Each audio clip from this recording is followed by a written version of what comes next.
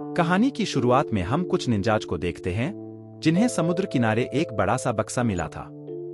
जब उन्होंने बक्सा खोला तो उसमें गोरे बच्चे को देखकर वो हैरान रह गए। अचानक उनके लीडर सेंसे को याद आया कि कई साल पहले एक भविष्यवाणी हुई थी जिसके मुताबिक एक गोरा लड़का आज तक का सबसे ताकतवर निंजा बनेगा। यकीन था कि जरूर यही वो बच्चा है, तो उसने इस बच्चे को अपने साथ रखकर ट्रेनिंग देने का फैसला किया। उस लड़के का नाम हारू रखा गया, लेकिन जैसे जैसे वो बड़ा हुआ तो सेल्फी की भविष्यवाणी गलत साबित होने लगी। हारू खा खाकर मोटा हो चुका था और वो एक भी निंजा टेक्निक ढंग से नहीं कर पाता था। ट्रेनिंग के दौरान निंजाज को गर्म कोयले में हाथ डालना था, पर हारू तो उस पर आराम से अपनी सब्जियां पकाने लगा। इसके बाद जब बाकी निंजा निंचक का इस्तेमाल करने की प्रैक्टिस कर रहे थे तो हारू ने उन्हें कुछ ऐसे घुमाया कि वो खुद ही उनमें उलझ कर गिर गया। इसके बाद उन्हें उबलते पानी से भरा हुआ बर्तन उठाना था, पर जब हारू की बारी आई तो उसने लड़खड़ाकर उबलता हुआ पानी अपने दोस्तों पर गिरा दिया। खैर, अगली सुबह सेंसे ने निंजास को सिर्फ ध्यान लगाकर एक दूसरे से बात करने की कला सिखाई, जो कि हर हालत में काम करेगी, चाहे वो एक दूसरे से कितना भी दूर हो। पर हारू इस बार भी ज्यादा कुछ समझ नहीं सका, बस टाइम पास के लिए बैठा रहा। आखिरकार ट्रेनिंग होने के बाद सेंसेक्स ने सभी निंजाज को योद्धा होने का मेडल दिया, क्योंकि उन्होंने निंजोत्सु की सारी कलाएं सीख ली थी और अब वो निंजा कहलाए जा सकते थे। इसके बाद उसने गोबे नाम के लड़के को सोने का मेडल दिया, क्योंकि वो उन सब में सबसे बढ़िया योद्धा था। पर बेचारा हारू अपनी नासमझी के कारण निंजन नहीं बन सका। फिर रात को सेंसे ने अपने सभी निंजाज को एक मिशन पर ले जाने का फैसला किया। जब हारू ने भी साथ चलने की बात कही तो सेंसे ने साफ इनकार कर दिया और उसे यही रहकर गांव की रक्षा करने को कहा। उन सबके जाने के बाद हारू एक निंजा की तरह कपड़े पहनकर तैयार हो गया। वो अलग अलग तरह के हथियारों के साथ उलझल हरकतें करने लगा। पर कुछ ही पलों में सैली जोश नाम की एक अमेरिकन लड़की वहां मदद की तलाश में आ पहुंची। हारू तो उसे देखते ही उसकी खूबसूरती पर लट्टू हो गया और साली के सामने दिखने लगा कि जबरदस्त निंजा हूं मैं। जब सहेली को यकीन नहीं हुआ तो हारू अलग अलग हथियार चला के उसे इम्प्रेस करने की कोशिश करने लगा, लेकिन इसी चक्कर में उसने सब कुछ तहस नहस कर दिया। खैर, फिर उसने शैली से उसकी परेशानी के बारे में पूछा तो शैली ने कहा कि उसे अपने बॉयफ्रेंड मार्टिन की हरकतों पर शक है। चाहती है कि हारू मार्टिन पर नजर रखकर सच का पता लगाए। अगले दिन हारू मार्टिन के पते पर उस पर नजर रखने पहुंचा, पर पीछा करना तो दूर की बात है, भाई साहब दरवाजे में ही अटक गए। अब वो सामने से नहीं जा सकता था, इसीलिए उसने कश्ती के जरिए पीछे से घुसने का फैसला किया। उधर बिल्डिंग में मार्टिन नकली पैसे छापने का धंधा शुरू करने की तैयारी में था। तभी एक चोर जैसी शक्ल का आदमी पैसे छुपाने की प्लेट्स लेकर आया, जिसकी मदद से मार्टिन नकली नोट छाप सकता था। लेकिन ये प्लेट्स तो सिर्फ एक ही तरफ से नोटों को छाप सकती थी। इसीलिए काम पूरा ना करने के लिए मार्टिन ने उस आदमी को गोली मार दी।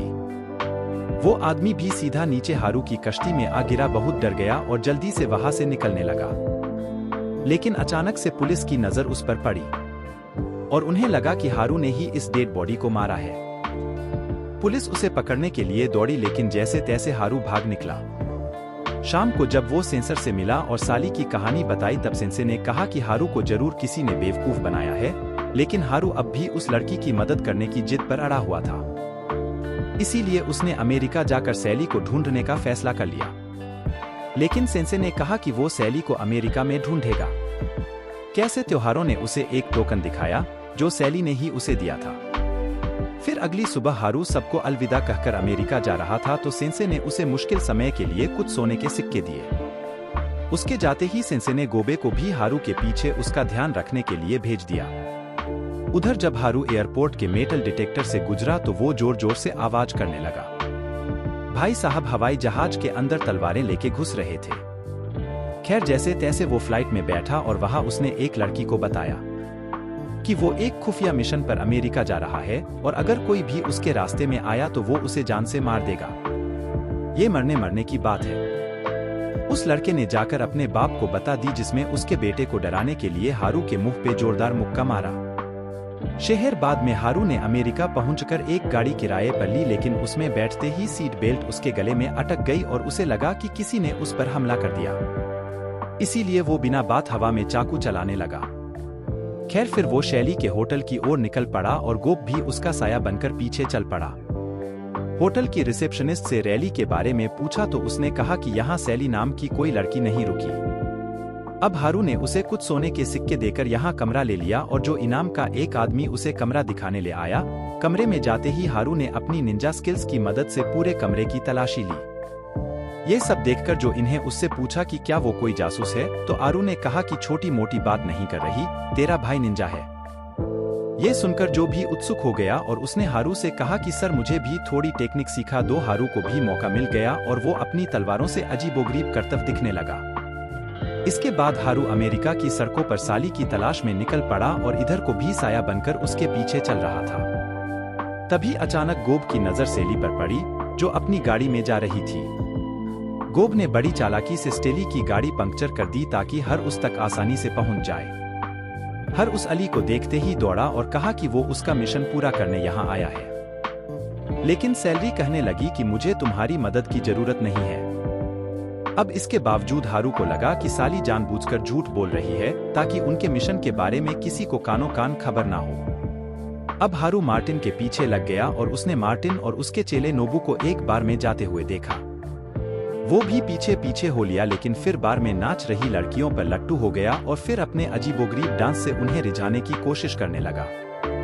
बाउंसर ने उसे देख लिया और धक्के मारकर बाहर से बाहर फेंक दिया। उधर मार्टिन और नोबू इस बार में मिस्टर ओजारू नाम के गैंगस्टर से मिलने आए थे। ओजारू ने नकली नोट बनाने वाली प्लेट्स देने वाला था, लेकिन उसने ऐन मौके पर प्लेट्स देने से इनकार कर दिया, जिससे वहां जबरदस्त लड़ाई छिड़ गई। मार्टिन और नोबू ने ओजारू के 2 गुंडों को गोली मार दी, जो नीचे हारू के पास आ गिरे। अगली स्वभाव जब वहां पुलिस और न्यूज रिपोर्टर पहुंचे तो सबको लगा कि हारू ही उन दोनों का कातिल है। उधर हारू ने होटल के कमरे में ध्यान लगाकर सेंसे से बात करने की कोशिश की। जैसे ही उनके तार जुड़े तो सेंसे ने उसे फोन डायरेक्टरी की मदद से मार्टिन और सैली तक पहुंचने की सलाह दी। इसके बाद हारू फिर जांच में जुट गया और उसने मार्टिन का बंगला ढूंढ निकाला। तभी उसने देखा कि सैली भी वहां आ गई थी। फिर उसने सैली की गाड़ी में खत मिलाव तो ये खुलासा हुआ कि सैली का असली नाम एलिसन है। तवाडू को एहसास हुआ कि एलिसन ने उसे धोखा दिया है और वो गुस्से से भर गया। अब वो छिपे छिपाते एलिसन के कमरे तक पहुंचा और उसे सब कुछ सच बताने को कहा। एलिसन के पास सब कोई चारा नहीं था, इसीलिए उसने हारू को सब सच बता दिया। असल में एलिसन की बहन कार्ला मार्टिन के लिए काम करती थी और एक दिन अचानक ही उसकी मौत हो गई। इसलिए अब एलिसन अपनी बहन की मौत का राज खोलने आई थी। तभी अचानक मार्टिन के आने की आवाज आई तो हारू तुरंत कमरे में छिप गया। फिर उसके जाने के बाद हारू और एलिसन उसका पीछा करके एक रेस्टोरेंट तक पहुंचे। हार्वेटर का भेष बनाकर मार्टिन के सामने पहुंचा और एलिसन बाहर गाड़ी में उसका इंतजार करने लगी। पर कुछ ही देर में मार्टिन के कुछ दुश्मन गैंगस्टर उसे मारने आ पहुंचे। एक गुंडा मार्टिन को गोली मारने ही वाला था कि हर उन्हें गलती से एक चाकू उसकी ओर फेंककर उस गुंडे को मार डाला। तभी वहां भयंकर लड़ाई छिड़ गई। लेकिन एलिसन ने जैसे तैसे हारू को बचा लिया, लेकिन मार्टिन ने उन्हें भागते हुए देख लिया और वो समझ गया कि एलिसन उसे धोखा दे रही है। उधर हारू एलिसन को अपने होटल के कमरे में ले आया। फिर अगले दिन हारू को पता चला कि मार्टिन नकली नोट छापने के लिए शेट वॉल्टर नाम के एक आदमी से मिलने वाला था, जो नोटों के लिए खास स्याही बनाने का काम करता था। इसके साथ पहले ही शेट के ऑफिस में पहुंच गया और उन दोनों ने मिलकर जैसे तैसे सेठ को बेहोश कर दिया। कुछ ही देर में मार्टिन भी वहां आ गया और हाई वो शेट का भेष बनाकर मार्टिन से मिला। फिर मार्टिन हारू को लेकर अपने अड्डे की ओर निकल पड़ा और एलिसन भी मार्टिन की गाड़ी का पीछा करने लगी। मार्टिन के अड्डे पर जाकर हारू ने नकली नोट छापने का नाटक किया और साथ ही कुछ प्लेट्स भी चुरा ली। पर बदकिस्मती से मार्टिन ने उसे रंगे हाथों पकड़ लिया और अपनी गाड़ी की डिग्गी में बंद कर दिया। इसके बाद मार्टिन अपनी दुश्मन गैंग के साथ नकली नोटों की प्लेट्स के बारे में बात करने पहुंचा। इस बार मार्टिन प्लेट्स का दूसरा हिस्सा लेने में कामयाब रहा।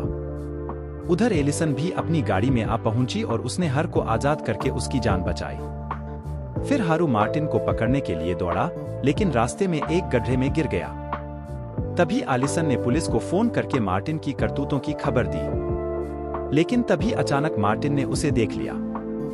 मार्टिन से अगवा करके भाग निकला और जल्द ही पुलिस वालों ने वहां पहुंचकर हारू को गुनहगार समझकर गिरफ्तार कर लिया। तो अभियान वक्त पर ग्रुप ने वहां एक स्मोक बॉम्ब फोड़कर हारू को पुलिस के चंगू से छुड़वा लिया। अगले दिन हारून निंजा की तरह तैयार हुआ और जोई को साथ लेकर एलिसन को छुड़ाने निकल पड़ा। पर उस पागल को रास्ता याद नहीं था, इसीलिए गोब को फिर से छुपकर उसकी मदद करनी पड़ी। जैसे तैसे हारू मार्टिन के अड्डे पर पहुंचा तो वहां उसका सामना कई गुंडों से हुआ। वो सब हार ऊपर भारी पड़ रहे थे, इसलिए गोब ने हारू के सामने आकर उसकी मदद की। अब हारू ने अंदर जाकर देखा कि एलिसन एक कमरे में टाइम बम के साथ बंद थी। हर उन्हें बिना समय गवाए एक मशीन से दीवार में 2 छेद कर दिए और फिर बॉम्ब को डिफ्यूज करने की कोशिश करने लगा। पर इसी चक्कर में उसने बॉम्ब के अंदर 5 मिनट का टाइमर लगा दिया। तभी उसे गोद के पीटने की आवाज सुनाई दी। सूत्रों ने चारों ओर से घेर रखा था। इतने सारे लोगों को मिलकर उसके दोस्त पर हमला करते देख अब हारू को गुस्सा आ गया और अचानक उसने अपनी निंदा स्किल्स के इस्तेमाल से सभी गुंडों की हड्डी पसली एक कर दी। उसकी जबरदस्त फाइटिंग स्किल्स देखकर तो गोभी हैरान रह गया। अब उनका सामना हुआ मार्टिन और नोबू से। अचानक मार्टिन ने हार ऊपर गोलियां चला दी, पर हारू अपनी तलवारों की मदद से गोलियों से बच निकला। मार्टिन तो दुम दबाकर भाग निकला ऊपर। तभी हारू ने देखा कि बम धमाका होने ही वाला है। उसने तुरंत एक रस्सी वाली बंदूक कमरे की ओर चला दी, जिसकी मदद से उसने वो बम उड़ाकर सीधा मार्टिन के टक में गिरा दिया। मार्टिन जैसे जैसे जलते हुए ट्रक से जिंदा बाहर आ गया, पर जल्द ही पुलिस ने उसे गिरफ्तार कर लिया।